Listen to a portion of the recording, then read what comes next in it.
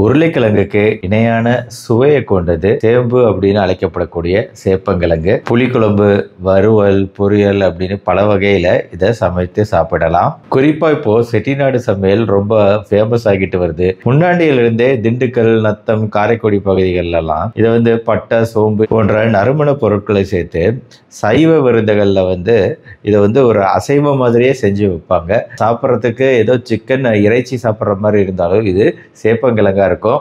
இந்த ஒரு நன்மை இருக்கிறதுனால எப்பவுமே நம்ம ஊர்ல கிடைக்கக்கூடிய ஒரு காய்கறியே இந்த சேப்பங்கிழங்கு இருக்கு. தென் அமெரிக்காவை பூர்வீகமா கொண்ட இந்த சேப்பங்கிழங்கு இப்ப இந்தியாவில் பரவலா விளைவிக்கப்படுது. நம்ம ஆரோக்கியத்துக்கு சேப்பங்கிழங்கு நல்லதா அப்படிங்கிறது தான் இன்னைக்கான video. Welcome to our channel doctor Karthikeyan.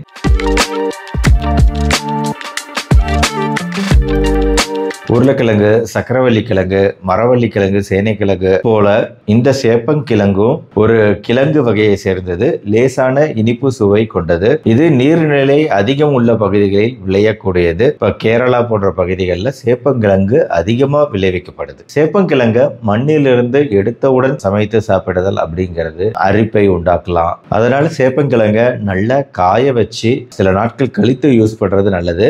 அதே மாதிரி சமைக்கும் போதும் அந்த அரிப்பு தன்மையை போக்க புளி, எலுமிச்சை சாறு போன்ற விஷயங்கள் சேர்த்து செய்யும் போது இந்த அரிப்பு தன்மை குறையும். என்னன்னா கிழங்கு வகை அப்படிங்கிறதுனால சராசரியா இந்த சேப்பங்கிழங்குல 85% மாவுச்சத்து தான் இருக்கு.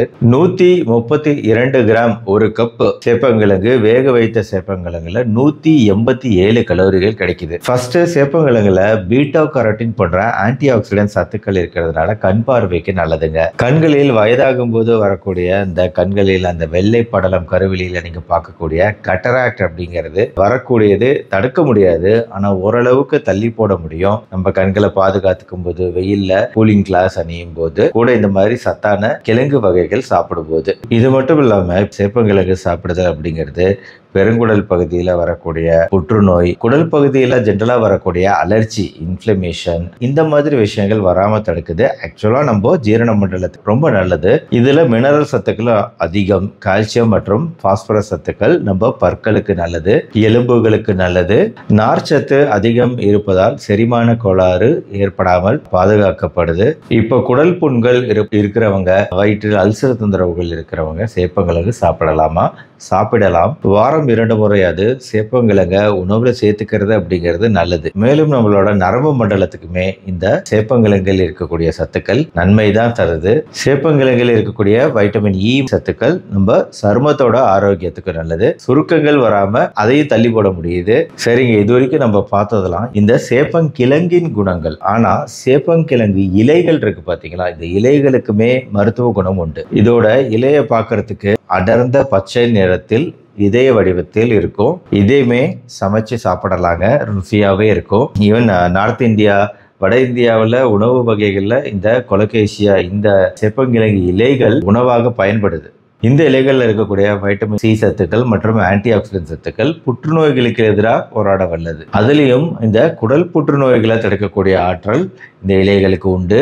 வழக்கமாகவே கீரைகள் அப்படின்னா கண்களுக்கு ஆரோக்கியம் தரக்கூடியது. அதே மாதிரி இந்த கீரையுமே கண்டிப்பா நம்ம கண்களோட ஆரோக்கியத்துக்கு நல்லது. கிழங்கே நல்லதுன்னு இப்பதான் சொன்னேன்.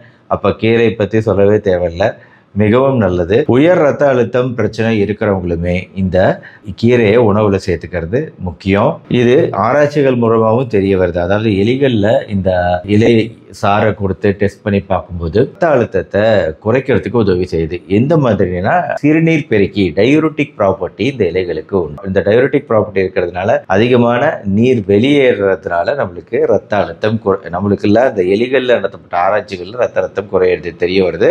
அப்ப கண்டிப்பா நம்மளுக்குமே இது நல்லது. அதே மாதிரி சர்க்கரை நோய் இருப்பவர்களுக்குமே இந்த இலை கீரை அப்படிங்கிறது நல்லது. இந்த சேப்பங்கிழங்கு இலைகளை எலிகள்ல செயற்கையான முறையில சர்க்கரை நோயை உண்டாக்கி இந்த இலைகளை கொடுத்து பார்க்கும்போது சர்க்கரை அளவுகள் குறையறதையும் நம்மளால பார்க்க முடியுது. அதனால சர்க்கரை நோய் உள்ளவங்களும் அவங்க உணவுல சேர்த்துக்க வேண்டிய ஒரு கீரைன்னு சொல்லலாம் இந்த சேப்பங்கிழங்கு இலைகளை. எடை குறைப்பு முயற்சி செய்யறவங்களுமே இதை உணவுல சேர்த்துக்கிறோம். ஏன்னா இதுல இருக்கக்கூடிய நார்ச்சத்து எடை குறைப்புக்கு உதவி செய்யுது. இந்த இலை ரத்த சோகை பிரச்சனையும் தடுக்குது. ஏன்னா இதுல இருக்கக்கூடிய இரும்பு சத்து அதுக்கு உதவி செய்யுது. இப்போ வட இந்தியா, கேரளா இங்கெல்லாம் இந்த இலையை கழுவி சுத்தம் செய்து இதை வேக வைத்து தேங்காய் பாலோட வேக வைத்து சூப் மாதிரி செஞ்சு சாப்பிட்றாங்க. நாமளுமே நம்ம உணவுல சேர்த்துக்க வேண்டிய ஒரு விஷயம் இது. ஈவன் நம்ம உடம்போட எதிர்ப்பு சக்தியை அதிகரிக்கக்கூடியது. இப்போ பாரம்பரிய மருத்துவத்துல வந்து விஷக்கடி, தேல்கடி இதுலலாம் உபயோகப்படுத்தப்படதா நான் படித்தேன். பட் அஃப்கோர்ஸ் இந்த மாதிரி எமர்ஜென்சி சுச்சுவேஷன்ல வந்து நம்ம மூலிகைகளை நம்புறதை விட, இலைகள் கீரைகளை நம்புறதை விட முதல்ல வந்து அதுக்குரிய மருத்துவம் பார்த்துறது முக்கியம். அதுக்கப்புறம் அந்த எமர்ஜென்சி காலம் முடிஞ்சதுக்கு அப்புறம் குணமான பின், அதுல இருந்து மீண்டு வந்த பின் இந்த மாதிரி இலைகள் கீரைகளை சேர்த்துக்கிறது இன்னும் நம்ம மீண்டு வரதுக்கு கண்டிப்பா உதவி செய்யும். இந்த மாதிரி விஷம் உள்ள பூச்சிகளின் கடியிலிருந்து மீள்வதற்கு மொத்தத்துல இந்த சேப்பங்கிழங்கு கீரை, இலைகள் மூலமா கிடைக்கக்கூடிய கீரை, இதெல்லாம் நம்ம ரெகுலராக உணவில் சேர்த்துக்க வேண்டிய விஷயம் அப்படிங்கிறது இந்த வீடியோ மூலமாக நீங்கள் புரிஞ்சுட்டு இருப்பீங்க. இந்த வீடியோ பிடிச்சிருச்சுன்னா லைக் பண்ணி உங்கள் ஃப்ரெண்ட்ஸ் ரிலேட்டிவ்ஸ்க்கு ஷேர் பண்ணுங்கள். இந்த மாதிரி உபயோகமான மருத்துவ தகவல்களை பெற நம்ம சேனலை தொடர்ந்து பாருங்கள். மறுபடியும் நாளைக்கு பார்ப்போம். நன்றி, வணக்கம்.